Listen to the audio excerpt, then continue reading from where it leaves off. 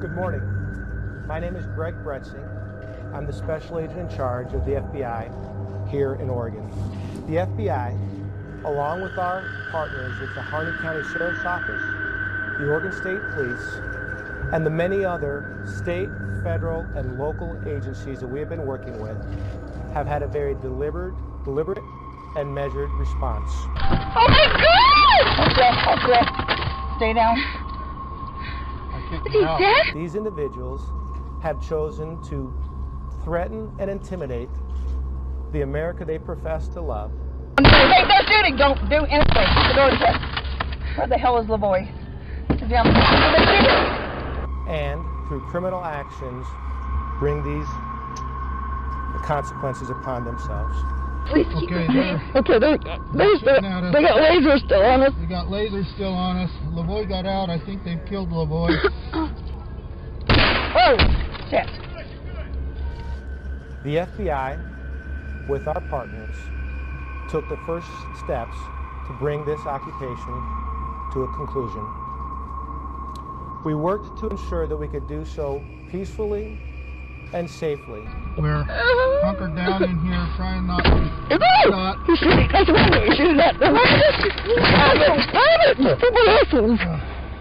Eight people were arrested, and one man died yesterday as we attempted to take him into custody. Let me be clear. It is the actions and choices of the armed occupiers of the refuge that has led us to where we are today. They had ample opportunity to leave the refuge peacefully. And as the FBI and our partners have clearly demonstrated, actions are not without consequences. Hey, they're shooting! Don't do anything. The door's shut. Where the hell is LaVoy? They're shooting over here on this door. I got hit too. As I conclude, I want to share my promise to the citizens of this county, to the people who live here, who work here, who are raising their families here, that we will continue to look for safe, peaceful procedures and how to bring this to a peaceful conclusion. Did they kill him? I can see a laser coming in. They killed, oh my God, they killed him. Good morning, I'm Sheriff Dave Ward. I've been working on peaceful resolution of this problem since November 5th. I'm disappointed that a traffic stop yesterday that was supposed to bring peaceful resolution to this ended badly. Stop! Please! Stop! Stop! Multiple agencies, law enforcement agencies, put a lot of work into putting together the best tactical plan they could to take these guys down peacefully. Shooting more gas rounds. The gas is getting pretty thick in here. It didn't have to happen. We all make choices in life. Sometimes our choices go bad. God, keep us safe, please. Please protect us, God. God. Please protect us. There doesn't have to be bloodshed in our community. They just shot gas rounds into the car.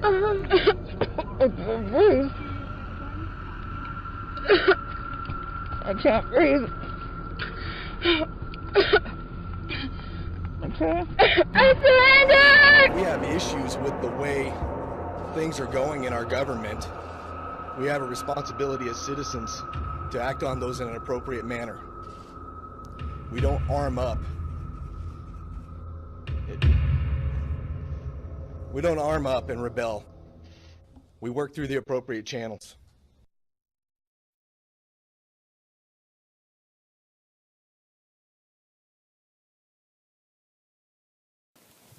Hello everyone, this is LaVoy Finicum with One Cowboy Stand for Freedom.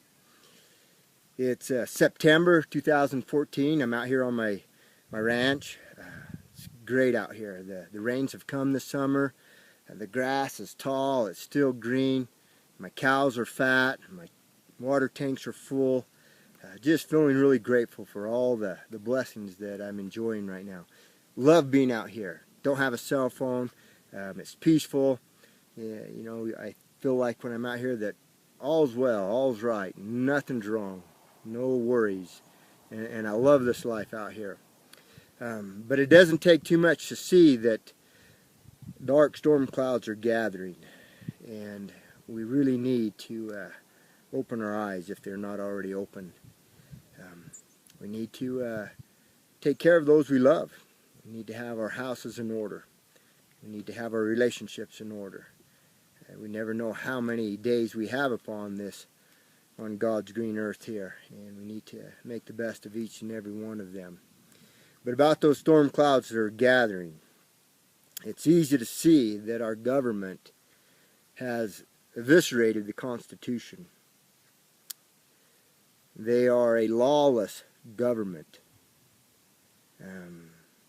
unwilling to be governed by the supreme law of the land, by the laws that we the people placed upon them.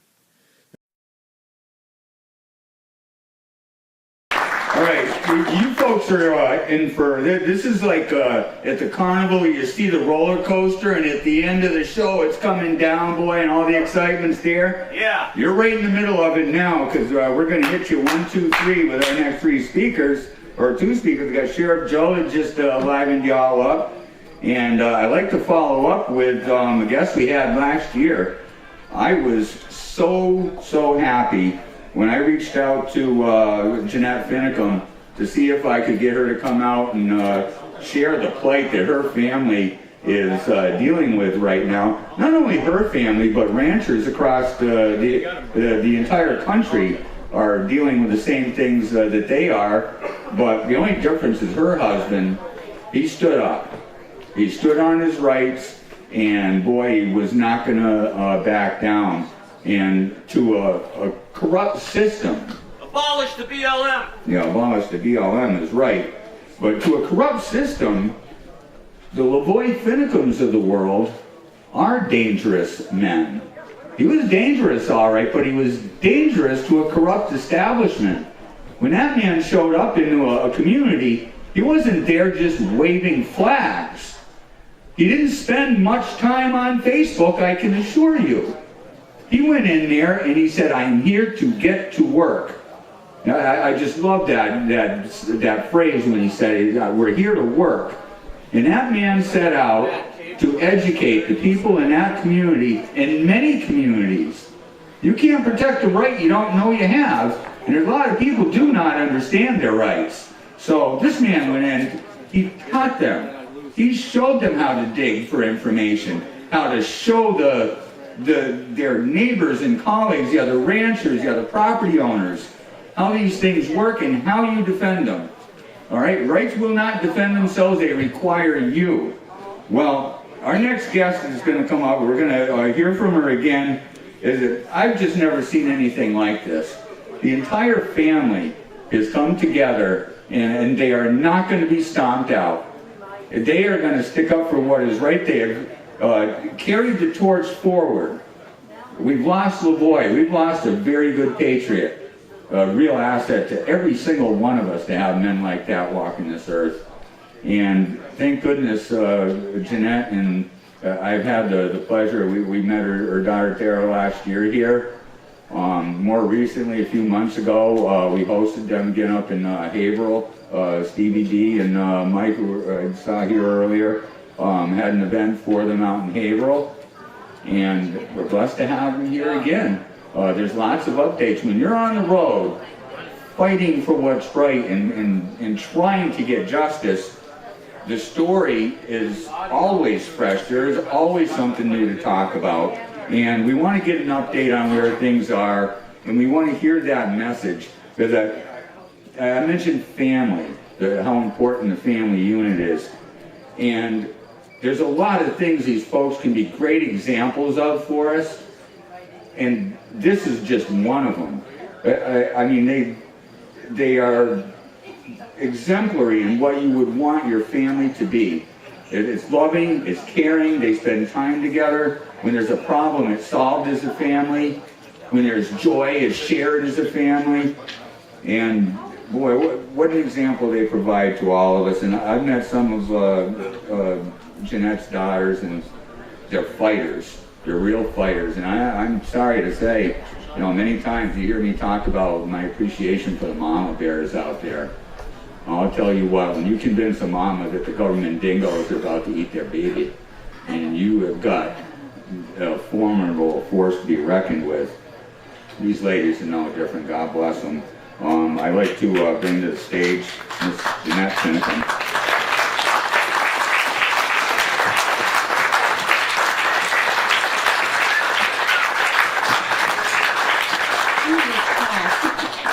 I hope that you can hear me back there. And thank you so much for having me back this year.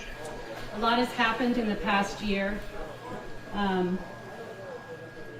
And like you said, my family and I travel around trying to make people aware of who my husband was.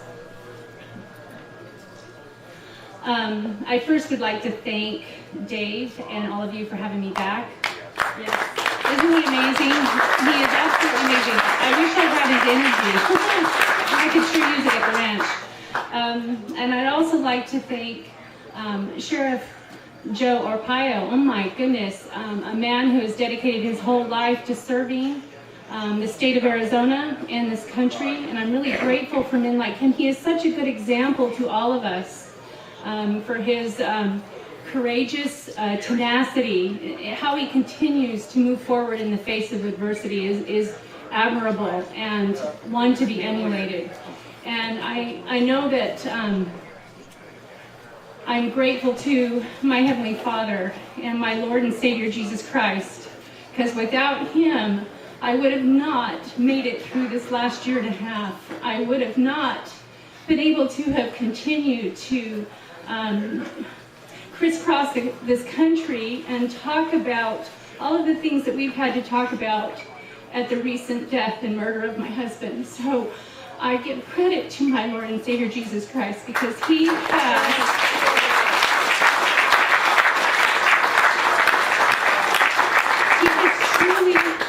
picked me up and carried me, I would say, good boy, yeah. I have two border collies, they're great dogs. My Savior has carried me. He has carried me through all of this, and I know that He continues to do that with each one of my children as well. I hope they fix the technology, because I really want you to see and hear my husband, because he is,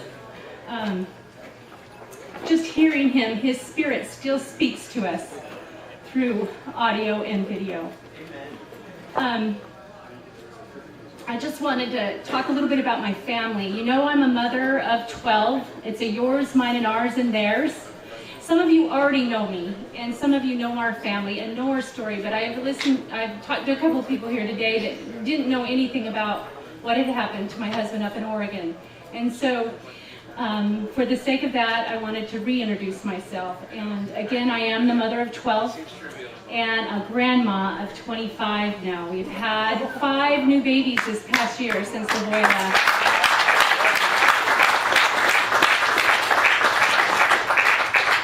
They're a joy, you know, what a happiness that they can bring. You know, one of my daughters, Ari, was so sad to think that her father would no longer be here to play with the grandkids. And we went, hey, we had an aha moment, a light bulb came on, and he is in heaven playing with all of our grandkids before they even get here, right? So that turned a sad moment into a happy moment to know that he is having an influence still. Are we able to? I can bring his voice, but not pictures, sorry. You can't get his pictures? Okay. Well, we'll just wait. I'll just signal to you when you play the video now. And you'll be able to hear the video. You won't be able to see the video. I apologize for that. Who was Lavoy Finicum? Well, Lavoy Finicum was, first off, a husband and a father, a man who loved God and put Him first in everything that he did. He was a man of integrity, of strength, of courage. He was a good friend. He was a tease. Let me tell you, he was a tease. Some of my earliest memories of our courtship was him coming out in the dark behind a car, scaring the wits out of me in the parking lot, and just laughing at my fear and my fright. And there were many moments where you could tell he was about ready to pounce, just with sheer delight in teasing one of the kids in the home. So he had a great sense of humor. He was a man who worked hard. He worked for everything that he got. He did not take a handout of any kind. And it wasn't that he consciously went out and said, no, I don't want a free handout. It was just who he was. He wanted to work for what he obtained. He was trustworthy. He was loving and kind. He was a man who cared about his neighbor. Locally, he served in our church, and he served the community through our church. And everyone got to know him very intimately because he was always there to help those in need. He loved his country. That was something that was just instilled in him as a young boy. It wasn't, I was talking to somebody today, we really have taken for granted our era, this country. We didn't really realize what was happening right under our noses, right? We believed in America. It was just something innate in us. We didn't realize how much of our freedoms were being lost right under our noses. And when we started to recognize these things, that's when my husband became a little more active vocally and politically. In Ephesians 6:12 it says, "For we wrestle not against flesh and blood, but against principalities, against powers, against the rulers of the darkness of this world, against spiritual wickedness in high places."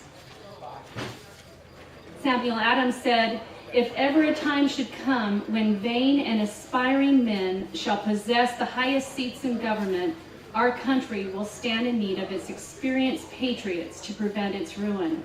Hear, hear. Hear, hear. Thank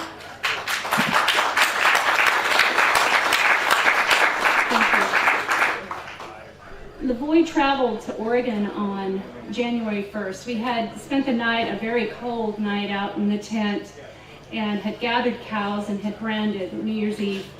The next day when we returned home, he had received a call and asked if he would like to go up to Oregon to march in a demonstration, a peaceful demonstration, to support Mrs. Hammond and Mr. Hammond and his son for a crime. They were resentenced to serve out more time for a crime they had already served time for. And Lavoie felt that this was really unjust. And so he wanted to go show his moral support and go up there and stand and give her flowers, and that was the plan until he got up there. And then there was an addendum to the plan, and he was willing to go with Ammon and the others when it was presented to him. Of course, he didn't realize, how it all would end, but he felt that it was his duty to start standing. Even if we were residents of Arizona and they were residents of Oregon, we were all citizens of this same country. And he felt it was necessary for him to be up there. Are you able to play the audio? I think we're going to have to. Okay. This is my husband explaining for himself why he went to Oregon. I'm a rancher in northern Arizona. I'm here to support the Hammonds. There's been a lot of words that have been said here. I see some eyes that started to kind of glaze over a little bit. Maybe I can bring it down to a little more emotional level or a human level.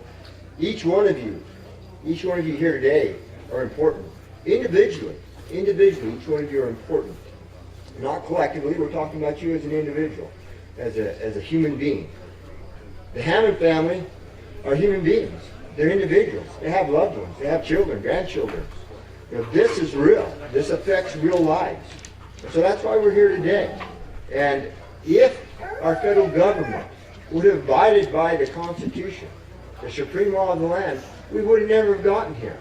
And so let me just kind of come to a simple level of why this is so bad at the federal level. Our founding fathers had escaped from tyranny. They believed in freedom. And so when they set up our government, they separated the powers, didn't they? And we all know what they are: executive, legislative, and judicial branches. We know those three branches of power. Well, what has happened to 1/3 of our landmass? You know the federal government owns and controls 1/3 of this nation. Let me put that in perspective. You need to put in the country of Germany, put in France, Spain, Portugal, Italy, and better throw in Great Britain too. And then you're getting about the same landmass as what the federal government says that they own and control. And they say they have complete legislative power whatsoever. Take them to the Supreme Court. The Supreme Court has upheld it.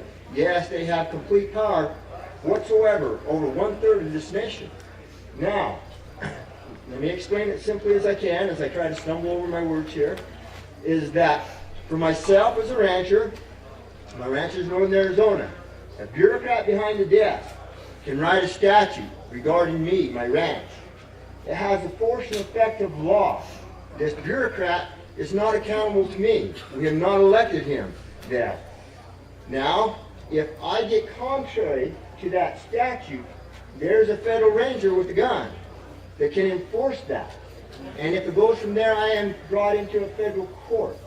Neither the law enforcement, the federal ranger, has been elected by us, the people here. They are not under the power of the recall. Neither the bureaucrat that wrote the statute, neither the law enforcement that enforces it, and now I am hauled into a federal court. All three branches of power under one head with no representation. Did we not, as Americans, face this issue some 200 years ago? Don't we remember that phrase? Taxation without representation. So now here we are, control without representation. 1/3 of our landmass. It's an empire within our own country. Unaccountable, unelected. The real power is in the bureaucracies. And so that's kind of the simple part of it. You know, it's about family. It's about my family. It's about the Hammond family. I've spoken to many ranchers in Utah, in Nevada, in Arizona. They are all feeling the same thing. They're all feeling this oppression that is coming down upon them. Their livelihood is threatened, being taken away. Their ranches are being regulated out of business. And so this is real. These families are real. They're not trying to cause problems. They're food producers. They help make our country self-reliant, free, independent. Do you realize that you have to go back to about 1955 to get as low as the mother head count as we have right now in the United States? Have any of you ate a steak lately? Do you know the price of that? That goes way up.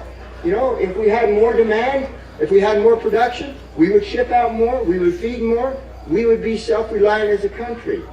These are good people. They produce, they add to our country. They do not take it away. I want to say one more thing about here, what we're doing. Every one of you that says this is an occupation until their demands are met, you misunderstand. We're not making demands. We're not making demands. We're here to work. These buildings here belong to Harney County. These are Harney County public lands, the state of Oregon. This is theirs. This is their land. This is their state. It's theirs. And so we've come here to work. We've not come here to sit as children and stamp our feet and demand that certain things are met. We're going to go to work. We're going to try to help restore these ranchers that have lost their ranches back to them. We're going to legally go to the records. We're going to search out these ranchers. Over 100 ranchers have lost their ranches here in this very area, in this very county, have been pushed off. We would like to see them return to their ranches, ranch again, log again, live again as free people. And so we're here to try to help that happen. We're going to go to work. We're not going to just sit down here and twiddle our thumbs. We've got a lot to do, and I appreciate you being here. I'm just a simple hick, and doing the best I can. And I love this country. I love my kids. I love my wife. I love my family. And if we lose freedom, what shall they do? I want my children to experience real freedom, breathe free air. And thank you.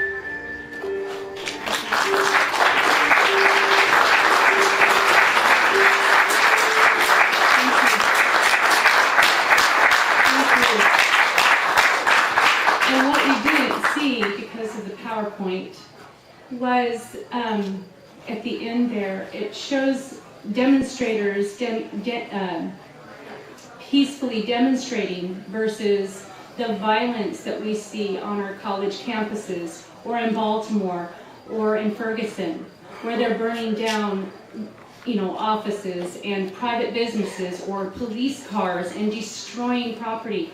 That is not what was going on in Oregon.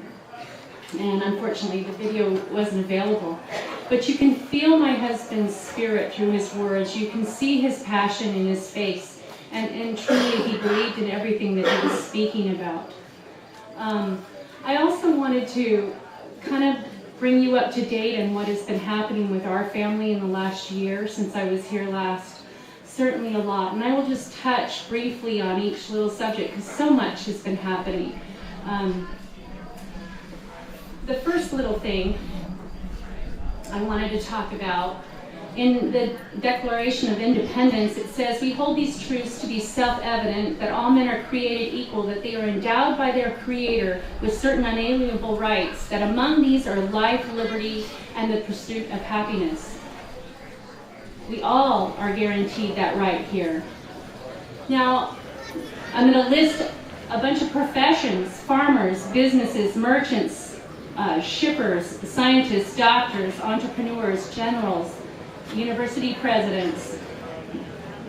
Those are just a few of the professions that our founding fathers were in and involved themselves in. And do you feel that we have the right in this country to decide what line of work that we choose for ourselves?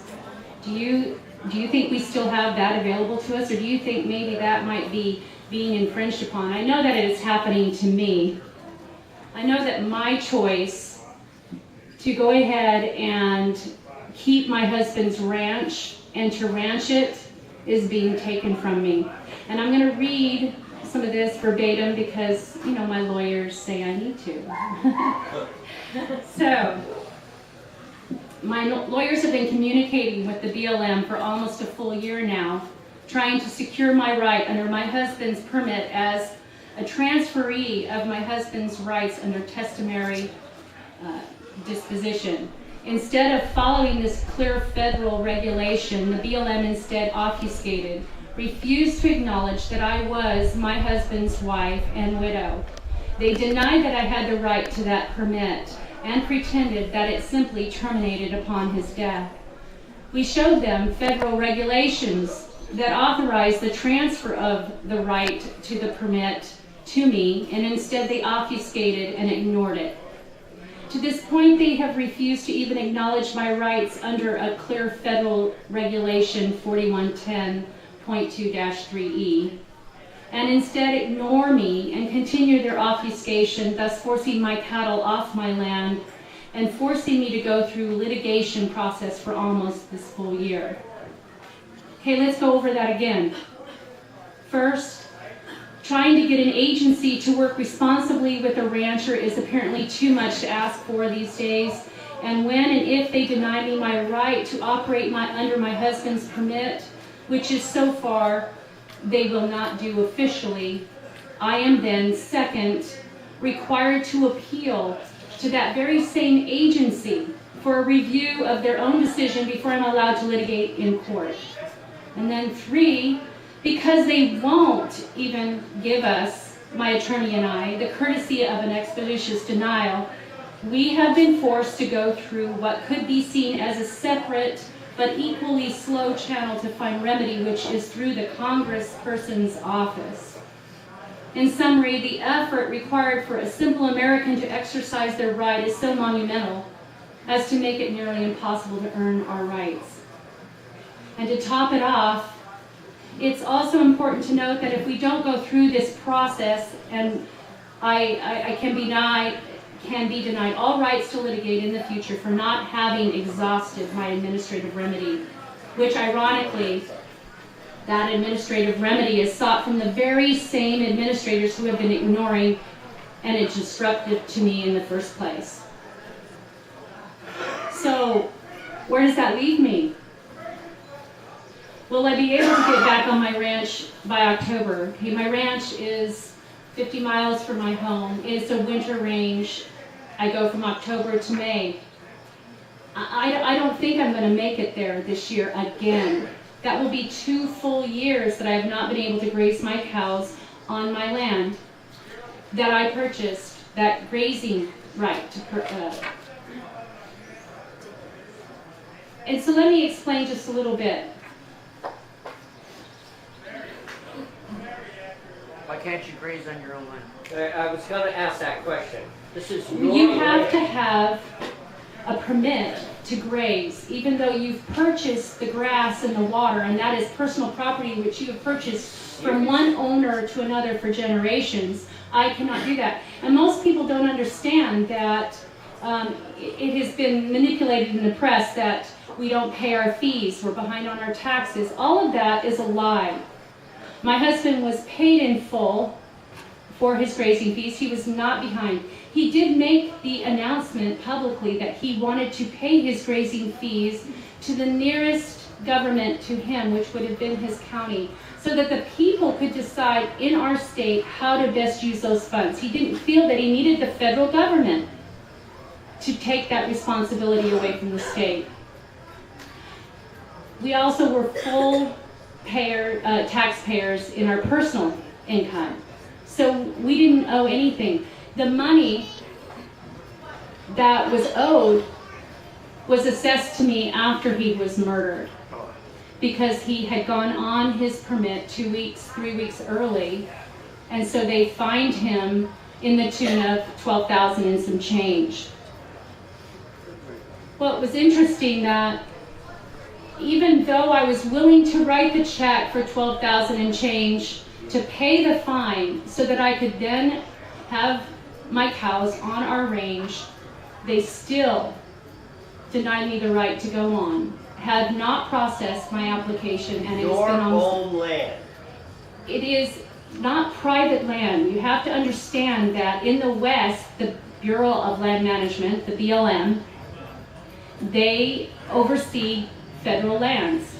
But you buy the right, you purchase property. You buy the right to graze there. You buy the grass, you buy the water. You know, it's $300,000 is not, you know, that's not something to sneeze at. That's a large amount of money to buy this right to graze your cattle on it. It's not the same. We do not have this beautiful grass that you have here that grows without even so much as rain. So you're very blessed out here. I covet your grass. I covet your water, and I will repent later. Well, you know what? You bring your cows here. Yeah. Bring your cows here.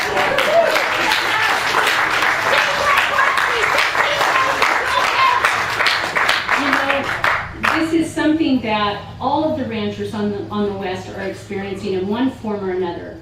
The abuse of power, the overregulated bureaucrats. They come in with their books this thick and say, you have violated this, therefore you can't do that, and if you do this, you're violating this, this, this, and this, and you will have your permits taken from you and you will not see them again. It's not only happening to ranchers, it's happening to farmers in one form or another. It's happening to miners and loggers. It is happening to private citizens. As I began traveling across the country, I started to meet other people who were just as persecuted, if not more, because they had been experiencing these types of overreach for decades, like the Hage family or the Bundy family, or Joe Robertson, who, 78, had a pond on his private land, and because of the environmentalist groups, they were successful in having him incarcerated. He is in jail presently, 78 years old. Then you take the Hammond family, and I encourage you all, if you are not familiar with the Hammond story, to please search out DirecTV AT&T's American Standoff presentation. It's a 90-minute documentary. It will introduce you into the Hammond family, and to the Bundys and the Finicums. Watch that. You'll understand why they went to jail, and you will be sickened. So what is their objective? Their objective, I think it has a lot to do with the Agenda 21 objective. They're playing Sim City and they want to move you off the board. Yeah, drive you out, let the land go fallow, back to, you know. Yeah, they don't want, and cows are just, you know, evil, and they're and I'm here to tell you, the cows are not evil. They're great. I'm learning a lot becoming a rancher, and the funny thing is that my 19-year-old daughter, Tiana, I don't know if, you know, my last two daughters spent most of the time with their dad learning to ranch, and so I have to rely on my 19-year-old to teach me how to do everything, to saddle a horse, because my husband did it all for me. I don't know how many of you husbands are like that with your wives. Well, mine was like that. He knelt, and I was able to get on the horse because he put his knee down for me so I could climb up, because I couldn't even get up on my own. But he did it all for me. But I'm learning to do all of these things myself. I'm learning to... You go, girl. Yeah, we can.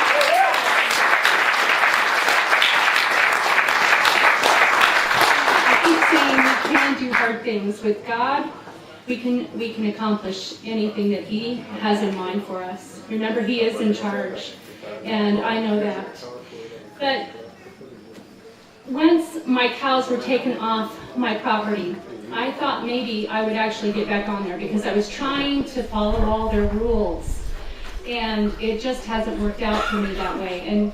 But in the October last year, I thought, because I sent them the check and I filled out the application, and I got permission to go ahead and start my cattle drive again. My cattle ranch is 50 miles from my home, so we always did it the old-fashioned way.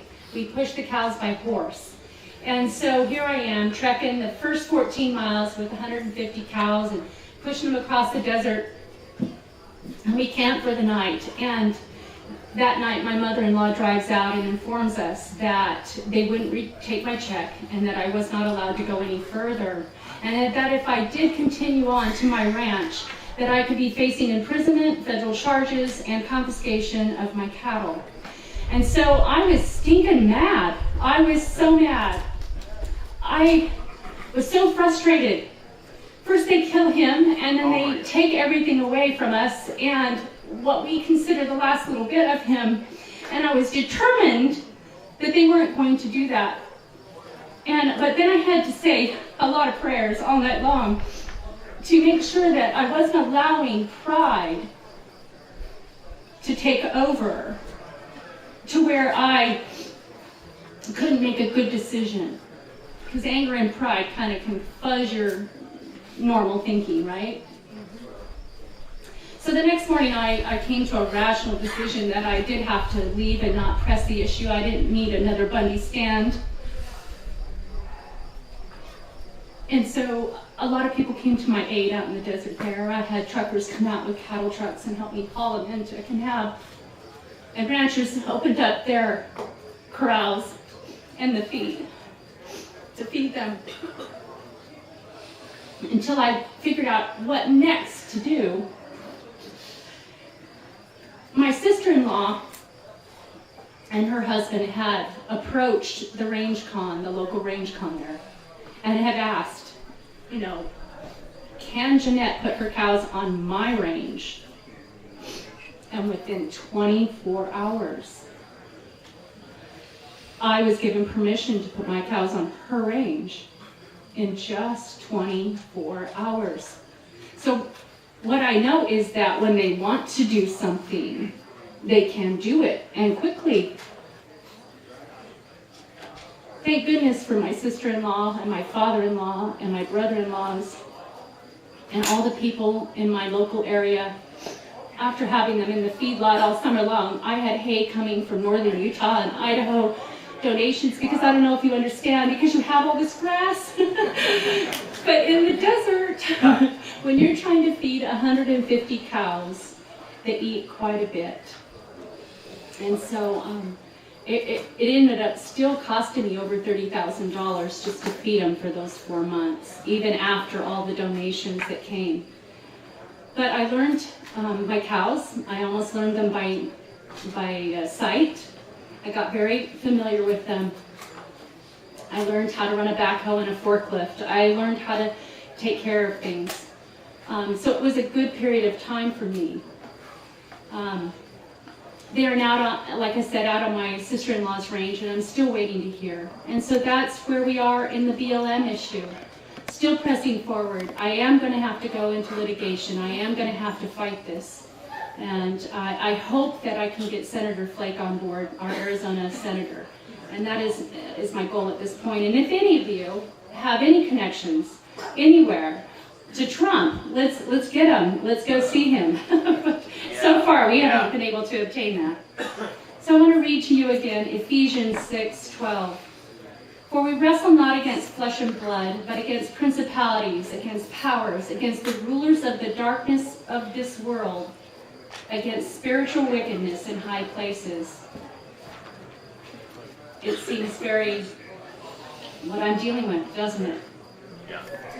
Another issue that I've had to deal with a lot since my husband's murder is the power of the media.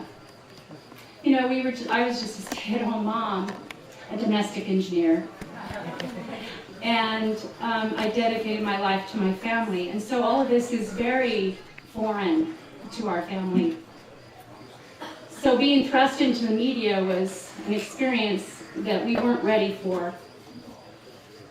But what I noticed from the beginning was that they had the power to demonize the men and women up at Malheur within like 24 hours because the media was all on the same page. They had their agenda ready, they had their narrative, they had their headlines that read racist, terrorist, anti-government, anarchist, armed militia, armed standoff, etc. They were able to demonize so successfully that the people had already formulated their opinions before any truth ever leaked out of there, which I believe not much did. The press and the environmental groups are their partners. They are partners. They are successful at redefining words. I know that you know this. I know you know that good words are being flipped, like patriot, constitutionalist, sovereign citizen, Tea Party, rancher, farmer, how about Christian? All of these good words mean good things about good people. Author Tom DeWeese, I don't know if anybody has read his book, Erase, very good book. He quotes Milan Kundera in this book. The first step in liquidating a people is to erase its memory, destroy its books, its culture, and its history. Then have someone write new books, manufacture a new culture, invent a new history. Before long, the nation will begin to forget what it is and what it was. The world around it will forget even faster, end quote. Isn't that what we're watching now? We're witnessing that death here. The press has a huge hand in this. They have a huge hand in manipulating what we know and what we believe. We're so dumbed down that we don't understand how they are manipulating us. Another issue I've had to deal with this past year was the FBI, intimidation by them. My daughters and I have traveled around the country to different speaking events, and at one particular event in Delta, Colorado, we, after returning home last 4th of July, we heard that there had been certain memos going out throughout the town talking about a sovereign citizen terrorist coming to speak, and that she was the wife of the murdered, oh, they didn't use that word, that's my word, of the murdered sovereign citizen terrorist from Oregon. We were appalled. We couldn't believe that when we investigated further that we found out that the FBI, the BLM, and Oregon officials had traveled all the way to Delta, Colorado to talk to the sheriff and the chief of police to ask them, to allow them to raid the event because of a suspicious character. And thank goodness for that sheriff. Thank goodness he said no. because my grandchildren were there, other people brought their children, it would have been a horrific scene. Because of course, good people were exercising their right, their Second Amendment right to bear arms. It would have not gone well. So, after finding that out, I was shocked. I was mad, again, that temper of mine. Yeah. But I didn't understand what sovereign citizen terrorist meant. Okay, so I had to actually go look it up. And I was told to go look it up on the FBI website. And so I did. There's like 4 pages describing what a sovereign citizen terrorist is. And I paraphrase it. So I'm going to read just a short definition here. The FBI considers sovereign citizens extremists involved in the domestic terrorist movement. An anti-government group is closely related to the lands movement. Sovereign citizens do not represent an anarchist group, nor are they a militia, although they sometimes use or buy illegal weapons, refer to themselves as constitutionalists. Many believe that only white men have rights. They believe that the ratification of the 13th and 19th Amendment are unconstitutional, meaning women never gain suffrage and any election in which a woman has voted is null and void. Sovereign citizens don't pay their taxes, use fake currency, passports, courts, license plates and driver's licenses, don't recognize government authority, courts, or law enforcement. Sovereign citizens commit murder and physical assault. They threaten judges and law enforcement, and they engineer various white-collar scams. This type of behavior is associated with rural and small-town whites in the American West. According to a survey of law enforcement personnel, in 2014, sovereign citizens are now regarded as the #1 terrorist threat in America. Isn't that ridiculous? Did you hear any buzzwords in there? Constitutionalist? Us. Sovereign citizen? They're demonizing these good words in these definitions on the web so that when people go to read these, they instantly formulate an opinion. You don't look too threatening to me. Thank you. While I was traveling from an event, I was driving in my car from Arizona to northern Utah. And it was May 3rd because I had to pull over and I had to take notes in my phone because it was FBI Director Comey testifying. And some of the things were starting to hit home, and I was going, holy cow, holy cow. And he testified that at this point, remember this is May 3rd, so you can go back and look it up, that they had approximately 2,000 open investigation cases, of which 300 might be contributed to foreign and non-citizens. The rest of the open cases for terrorist actions or behaviors or suspicions are American citizens. My first question to Mr. Comey was, what definition of terrorist are you using when you apply that to an American citizen? That's something to really consider. My second question would be, why is a rancher who starts a backfire on his property to stop the fire that is fast approaching his home and property considered, labeled, and prosecuted as a terrorist and is now serving time in jail for that backfire? My third question would be, why would hardworking American citizens, ranchers, farmers, miners from across this country be considered terrorists if they stand up to the overreaching Bureau of Land Management and environmentalist groups stealing their property and livelihood and chosen way of life?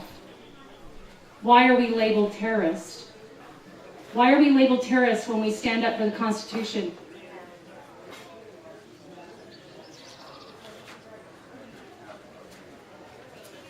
My husband was not anti-government. He was for limited government. He was for pro-responsible government. He believed in his First and Second Amendment rights. He believed the Constitution to be the law of the land and that we should stand up and defend and protect it. I don't know if you can play the next one.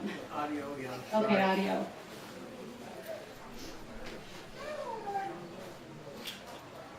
I'm sorry that you can't see him. He's so good looking. I love it every time I see him. They're great YouTube videos. He's the best face. You can find my husband's YouTube under Lavoy Finicum, or you can go to my website, onecowboystandforfreedom.com. You can see some of his YouTube there.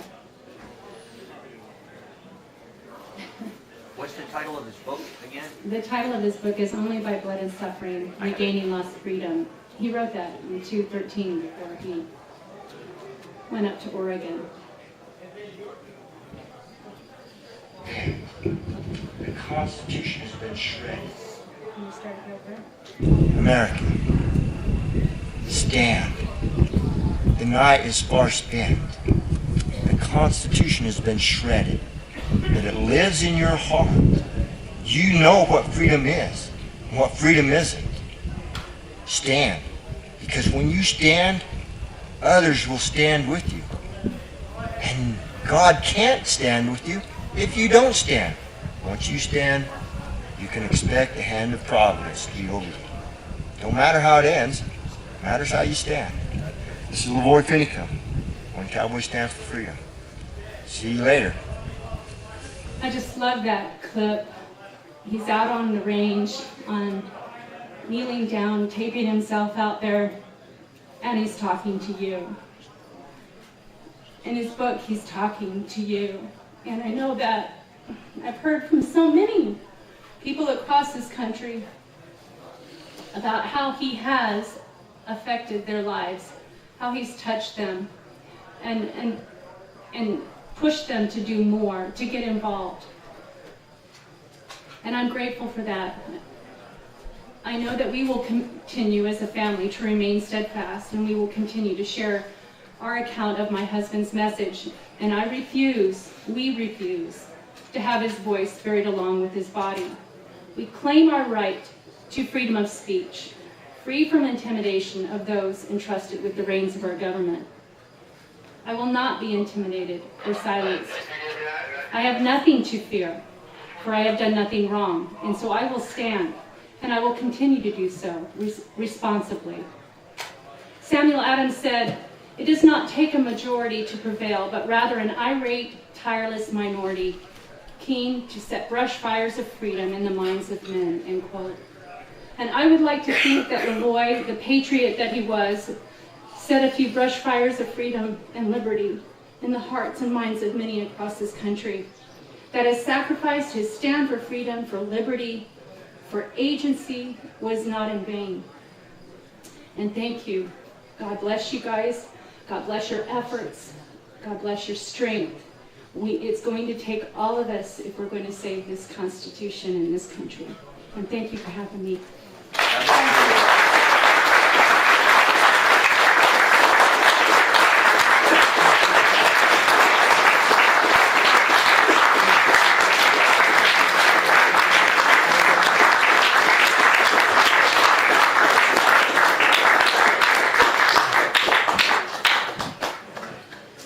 Oh boy, I tell you, last year at this exact time when the Finicum ladies were talking, I'm sitting around the corner over here welling up like a big old crybaby. How can you not feel, you know, this is the real thing here, and we're blessed to have folks like that that will travel halfway across the country to share their plight with us.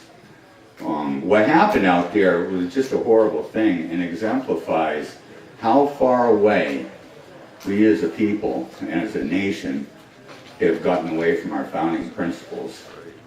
I described what happened last year for those of you that were here.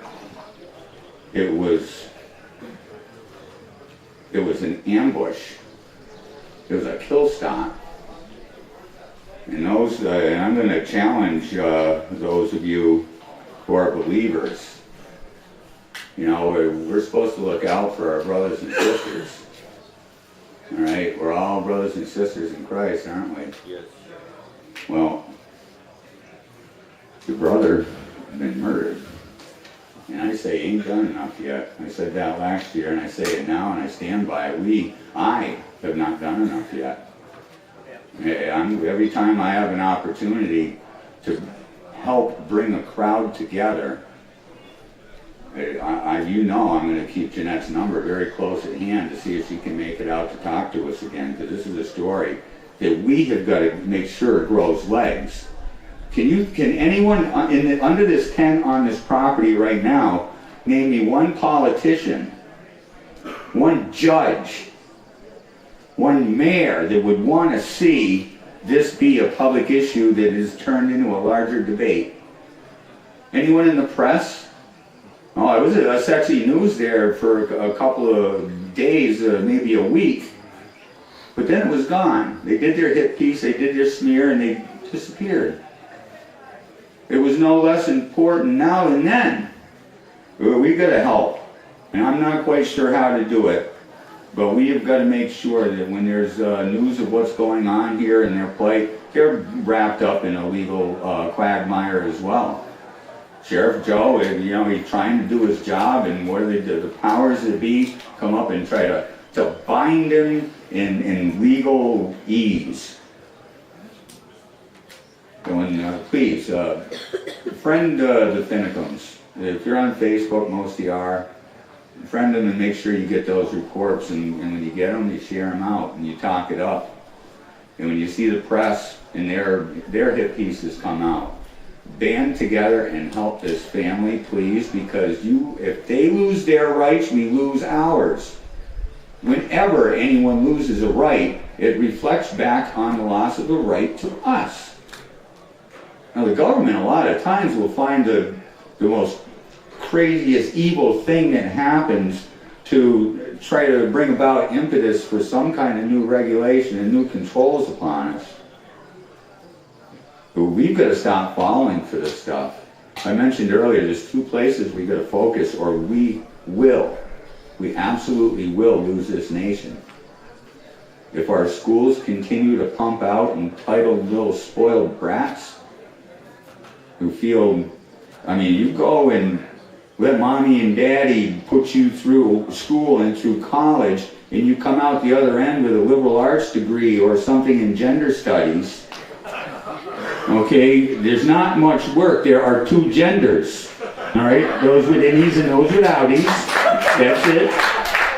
No wonder these punks don't have any jobs and are unemployed. They're unemployable because they've allowed their brains to soak up this socialist nonsense. Our brother's been killed. The family's not giving up, and we should not give up. There's a good chance next year we're going to be hearing from Jeanette again. I am going to be asking her, and I hope she says yes, because I know they're going to still be fighting. Those ladies there's no way they're going to give up. They're in the right, and they shouldn't. And we shouldn't let them twist in the breeze on their own. Shame on us. A lot of times we sit there, we're blogging about it. Nothing happens. You know what? When you start getting attention, you know how to do that? The politicians, they're very simple creatures, you see. They got two buttons. They got a pleasure button and a pain button.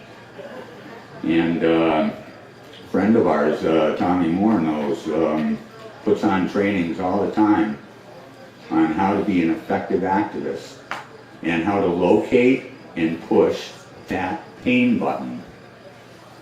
When these politicians screw up, don't blog about it. Oh no, we've got to take it farther. We've got to get out there and take issue with it in a much bigger way. All right, we talked about, there's people here today who want to make a difference, whose underpinnings are much different than the establishment politicians that you see. And, without our help, and I know, I've been out there myself fighting, trying to get myself elected to something. I play by the rules, because that's the way I was brought up. You don't cheat, you don't lie, you don't steal. So I play by their rules. I get right in their pig pen and I play. And sometimes I'm effective. And when that happens, we've got such a corrupt system that they will lie, cheat, and steal to keep one of their own out. I stand here before you today as a former Republican. All right? Former Republican. I have the two-party system. All right, if that's what you want to believe, that there's only a left and a right arm to this monster and that's it, then you're not paying attention. Yeah, I found a platform that describes exactly what I would want in a party. One that respects life, liberty, and property. And I didn't find it from anything the Republicans were able to put out. Found it in the Constitution Party, imagine that. All right, they actually actively fight for your gun rights. They don't want to kill babies. They don't think a person should be able to marry a potted plant or a freaking dog or whatever. All right, it's a man and a woman. It's the way it's always been. And let's keep government out of churches. Government has nothing to do with our marriages. Let's keep government out of schools. They don't educate our kids. There's very little government is supposed to do. They're charged with very few things, and those are the very things that they ignore. We could have a rally on every one of the amendments to the Constitution. I ain't going to spread myself too thin. We've had a good time every year up here at this rally. There's going to be a fifth. All right, there's going to be a fifth annual flag day Second Amendment rally. I'm going to recruit all of you. Every one of you. You can help be part of the team that puts the word out. Meat and potatoes. If every one of you shared with just one other person and brought them to this event, next year you're going to have 400 to 600 people here. All right? If each of you just brought one, that's your assignment. If you came now and you're pledging to come next year, that's your assignment. Bring one person with you. If you've got an empty seat in your car, fill it. I promise we'll try to make sure you have a good time, you eat good, and we have some top-notch speakers out here. All right, a couple quick announcements. Got some raffle tickets for sale over here. 3 wonderful firearms, and what we decided to do, we had a lot of donations that were kind of thrown in along the way. People like what they saw and they want to contribute and help. So there's a number of things from the riding jackets that are up there that was donated by Bike Works. Kirk Watley's donated a few things. So what we're going to do after the gun raffle is over is we're going to take all those tickets, we're going to throw them back into a big pot, and we're going to start pulling those out. This is a thank you for those of you that support. So I'm putting out one last plea for you to go over, and for a measly $5, take a chance at winning one of those firearms, because what you're supporting, this money's not going in anyone's pocket here, I can assure you. The folks at the club do this for the club. I was in a meeting just this week, and the treasurer's report, reading off one item after the other, hundreds, thousands of dollars they spend for the upkeep of this place, so people can come here and train and have a good time. You know, it's family oriented behind me. There's places people camp and fish too. We had wonderful events last night. We were setting up the tables here, and there's probably about 100 Boy Scouts underfoot. They do a lot of great things here for the folks in the area. So join the club. I asked them to have about 100 membership applications over here. I want you to look up Big Ray. I want you to look him in the eye, shake his hand, and thank him for letting us do this here. And don't be afraid to join this club. They got a lot of great activities going on. I really think you'd enjoy it. You'll be the first ones to know when we fire up the planning for next year's rally. And it'll start building that family that I talked about earlier. All right, your second assignment, when you go home tonight, call someone in your family you haven't talked to in a while. Tell them you love them. And let the conversation start with that and go where it will. Maybe that'll be one of the seats you fill in your car when you come back next year. All right. I am saving for you the most exciting for last. My friends, the Oath Keepers. I was up on the battle green about 20 feet off from Stewart's left shoulder when this group was founded. And the energy was very similar to what we have here today. People were excited. You could feel the emotion that they had. The NSA going by taking pictures of your license plate. Yeah, they don't do that, do they? You just gotta fly over. But you know what? You could feel the love in the air. For a bunch of people that got together because they were angry at an aggressive federal government and were swearing on their life that they were going to fight that to the end. Pretty scary topic, but you could feel the love in the air, the love for each other. A great group of guys I met on the Common. And from that point forward, I've always been a supporter of the Oath Keepers. And as the articles in the paper would try to make you believe they're an anti-government group, I wouldn't be a member if that was the case. What they are is an anti-corrupt government group. They will not put people in internment camps. They will not take your guns away. And they are there to enjoy the peace and the freedom and liberty that was intended for the people of this nation. And most importantly, they want to make sure that our military men and women, our law enforcement, fire department, EMTs, you know, when they take an oath, the man that founded this organization, he takes these oaths very seriously. And it is the summation, the main message behind the Oath Keepers, is that you take the oath, you keep the oath. I took an oath to be part of municipal government. And I am kind of a pariah in my own town hall because of it. I let them know I'm not here to be a revenuer. No, I don't want to jack up my filing fees. No need. It's going to cost any citizen that knocks on the door of my office not 1 cent more than is necessary to process the paperwork you're requiring upon them.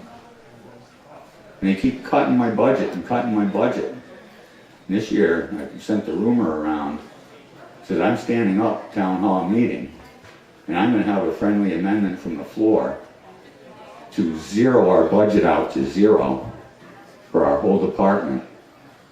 And I said, feed us to the Pioneer Valley Planning Commission, that gaggle of socialist maniacs that would like to think they know how to run and control every possible facet of your life. Those little social justice warriors, bless their cold black hearts. Well, yeah, rumor got out, and me being the opinionated, abrasive personality that I am, they knew full well that I'd stand up and make that motion, and that I could be just enough of an orator to convince those people, yeah, we're saving money, let's zero out the conservation budget. And they would have done it, and I'd have talked them right into it. And I would have told them, I would have given it with a warning. I said, you got rid of this, and you handed it over to these folks. They are entrenched in every other party or every department in town hall. And it scared them. They thought that I might possibly be exposing something and might start a brush fire of liberty somehow. So what did they do? They increased my budget. I don't know why. My filing fees aren't going up though, that's for darn sure. That's never going to happen. But I took an oath. The point of that little story is I took an oath. I respect the property rights of the people in my town. I don't go tromping on their property looking for a violation to write up. I call them, knock on their door, and ask for permission. It's theirs, not mine. And every public servant would keep an eye on the oath that they took. That's all. What is your oath to? Is it to a system? No. It's to the people. Rights are not issued to the collective. They are individual rights. Let's think of this a little deeper. You've got zoning bylaws in every one of your towns, I'm willing to bet. When they plop a zone on something, they're removing development rights. You are not supposed to lose a right as an individual unless you have done something wrong, dragged into a court of competent jurisdiction, and found guilty by a jury of your peers. And then you can be rightfully relieved of certain rights. All right, so those of you that wanted to put in a swimming pool in your backyard and found out that zoning prohibited it, what crime did you commit? What did you do wrong? When did the jury say no pool for you? All right, zoning, collective wiping out of your rights. We've slid so far that we go and we get engaged in debates on what's good and bad zoning laws, don't we? What's a good and bad layer? You know, a regulatory layer. Blight and redevelopment. Did you know that when they put a blight or a redevelopment zone around anything, that you're susceptible to eminent domain for up to 12 years?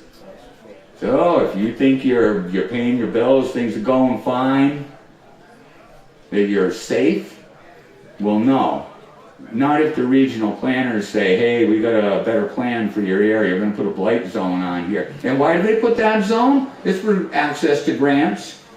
Every time. That's the only, a lot of times we got to do this because, you know, we've got a grant deadline. Or we got to do that because it opens up this whole category of grant money. And when they give out that grant money, whose plan is that grant money going to further? Does it further yours? No. You go and read the Pioneer Valley Planning Commission's land use plan. Valley Vision is called. All right, they got a vision for you. That's where your grant money goes to. We're going to start saying no. You got to put an amendment on your in your town hall floor to get rid of your community development department. All right, green communities. Any green communities in here? Yeah. Well, I tell you what. We got a fight on our hands. Rights are now being regulated as a collective, not individual, and the impacts are far and wide. It's affecting your kids. It's affecting your pocketbook. There's nothing left untouched by these guys. And their oaths, the oath that they take. Every person that works with me in my town hall took the same damn oath I did. And they act in complete repugnance to it. To me, it's sickening. I'll happily remain a pariah in my town hall. Why don't you really tell us how you feel? I'm pretty pissed. Well, you know what? It's because of that lack of recognition to our oaths and our responsibilities and our pledges as righteous human beings that people like Stuart Rhodes came about. To bring and re-emphasize and refocus on the importance of this. But as I said, I was up on the Common the day this organization started. And I'm as proud now as I was then. So I'm going to, that's right, let's hear for those people. But here's some of the things they do. I mean, they've been reported as anti-government and all these horrible things by the media. But here's some of the things they've done just in the last month. They got together with our brothers and sisters at 3%, went up to Boston, and they were having some free speech issues up there. All right? Our delicate, underprivileged snowflakes up there figured that, oh no, we don't like that free speech, they ain't gonna have it. And they went up there with their usual antics, and the Oath Keepers showed up. And the 3%ers showed up working with them. All right, they came together, a little family starting to happen there. Other patriots saw what was going on, so I want to be part of that. The family started getting bigger. And they went on that Common, stood watched around and amongst those that were populating that Common and protected free speech. Otherwise, it would have been stormed by a bunch of radical, snot-nosed little punks that wouldn't know their ass from their elbow when it comes to the Constitution. And they protected what was a free speech event, and nobody got hurt. It ain't a radical group at all. The ones that I enjoy working with got love in their heart. I mentioned that at the beginning, and I'm going to mention that as a common theme to the end. All right, you'll get more of what you pursue. If you're out, you know, you can't hate on everybody because they do foolish things. Let's do what we do because there's love in our hearts.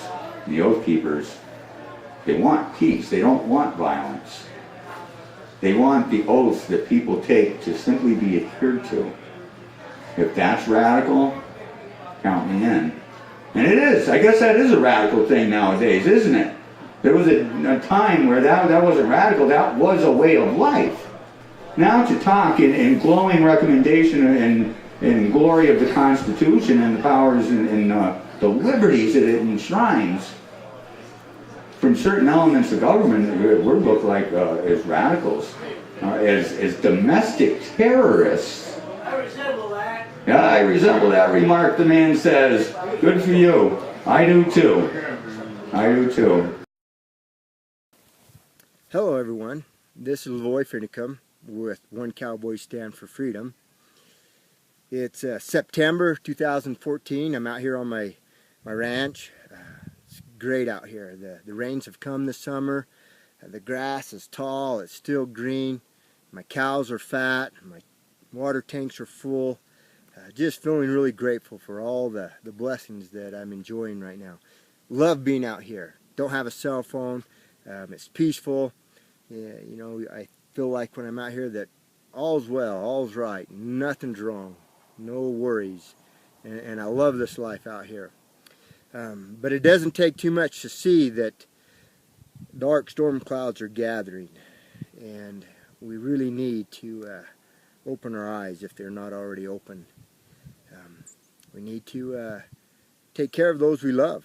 We need to have our houses in order. We need to have our relationships in order. We never know how many days we have upon God's green earth here, and we need to make the best of each and every one of them.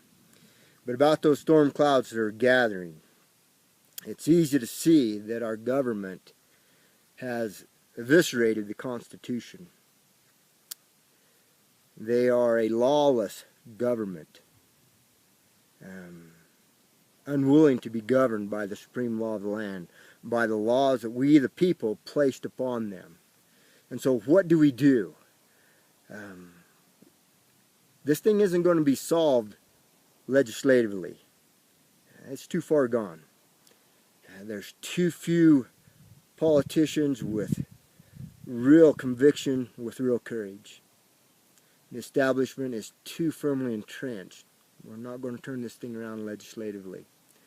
The judiciary is in large measure corrupt too, insofar as they are unwilling to adjudicate on the simple Constitution. And you look at the executive branch, it is just amassing power unto itself, governing by dictate, by fiat, and by executive order, completely outside of the powers that we the people gave them. So what do? And as I pondered on this, I wondered, where is the right and the wrong? Where is that line where it's wrong and where it's right in resisting this? And I come across some words by a man that I respect a lot by the name of Ezra Taft Benson. And he asked that question. He said, is it morally right to resist tyranny? And then he answers his own question by saying, I believe, or he said, with all the fervor of my soul, I believe that God intended man to be free. And then he went on to say that rebellion against tyranny is a righteous cause. So there you have it. That's exactly how I feel. It's good to read and hear other people that feel the same way. He went on to say that the fight for freedom is God's fight. So when a man stands for freedom, he stands with God. And as long as he stands for freedom, he stands with God. And even if he stands alone, he still stands with God.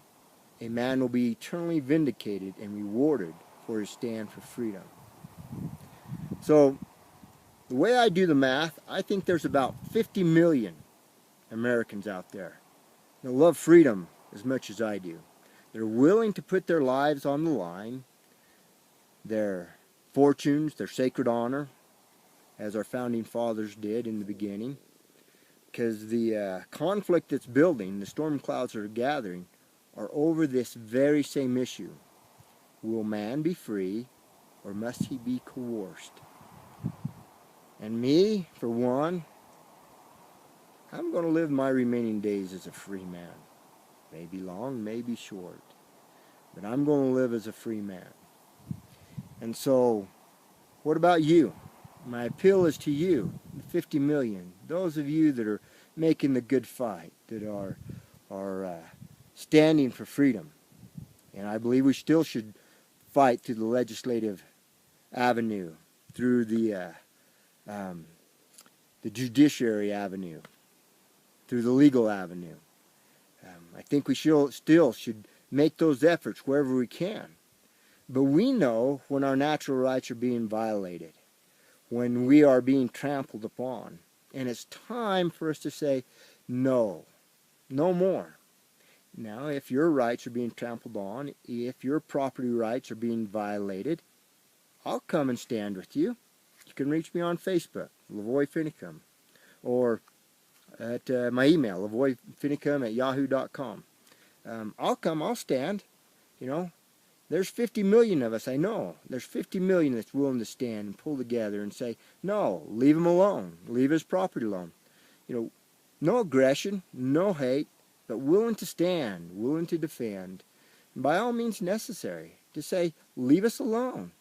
Don't bother us. Let us raise our families. Let us enjoy this land upon which we live. Let us be free to make our own choices. It's a great land. It's a great country. I'm going to live as a free man. I invite you to stand up, defend the Constitution, the rights that are guarded by this document. Stand for freedom. Stand for the Constitution. Have a good day, everyone. This is Lavoy Finicum. One Cowboy Stand for Freedom. See you later.